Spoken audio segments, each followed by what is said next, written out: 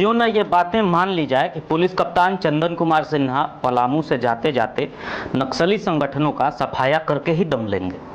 जहां लगातार पुलिस का सामना होता देख नक्सली डरे सहमे हैं, जिसका फलाफल है पलामू के चैनपुर, रामगढ़, रंका, भंडरिया के सुदूर इलाकों में टीएसपीसी को जिंदा रखने वाला एरिया कमांडर अभय जी उर्फ सकेंदर यादव ने आत्मसमर्पण कर दिया।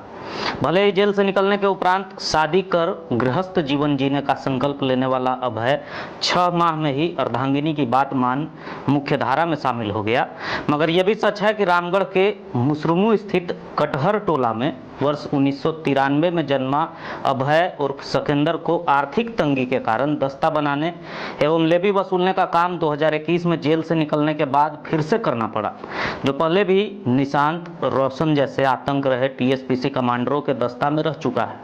वो आखिरकार डरा सहमा क्यों था?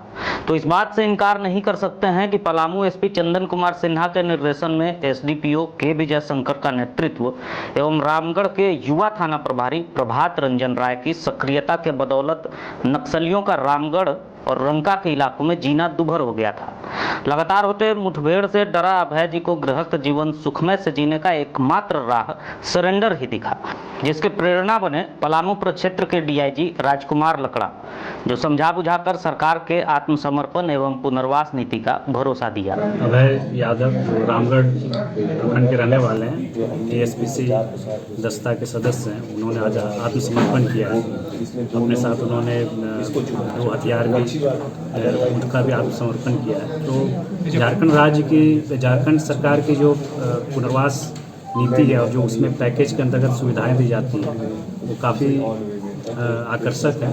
और जो इन्होंने आज सरेंडर किया है, समाज की मुख्य धारा में ये आज आए हैं, तो इनको राज्य सरकार के द्वारा मिलने वाली जो भी सुविधाएं वो हम लोग जल्द से जल्द इनको प्रोवाइड करेंगे, देंगे।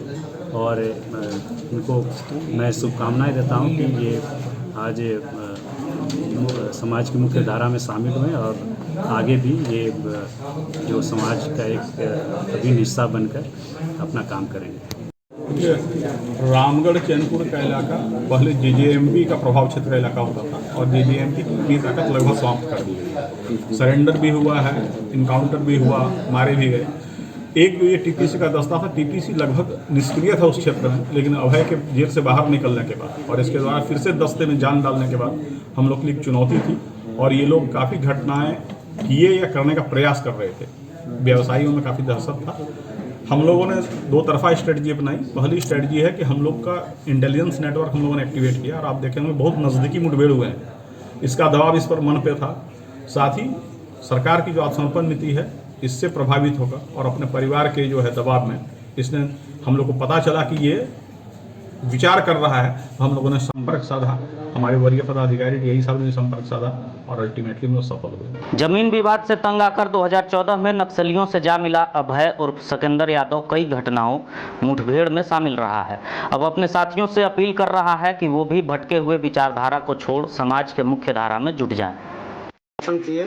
अपना पत्नी के साथ में जीवन जीने के लिए, ज़िंदगी बिताने के लिए पत्नी हमको बताए कि ज़िंदगी भर संगठन में काम सक्सेस नहीं होगा, आप सिलेंडर कर दीजिए और जेल से निकल करके हम लोग जैसे कि चैन से रहेंगे।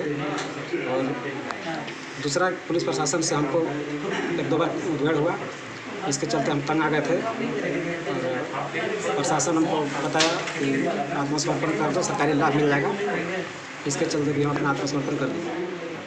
2014 में संगठन का काम ज्वाइनिंग किया। किस लिए किया था? लड़ाई झगड़ा का मैटर था, जगह जमीन के, इससे चलते जा सके हम अपना संगठन में चले गए थे। अपने साथियों को हम यही कहेंगे सब अपना जैसे कि विचारधारा में ही लौट जाए।